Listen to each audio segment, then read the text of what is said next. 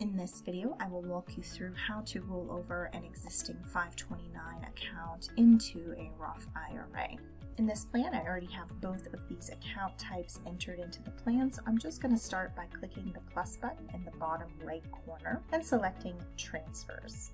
I'm going to transfer from the client's 529 account into a Roth IRA, and I'm going to select all available. You do have the ability to set a specific amount, but in this example, I'm going to do all available. I'm going to select timing, and I'm going to double click on the year in the plan that I would like for this to occur, give it a name, and set that as my start event.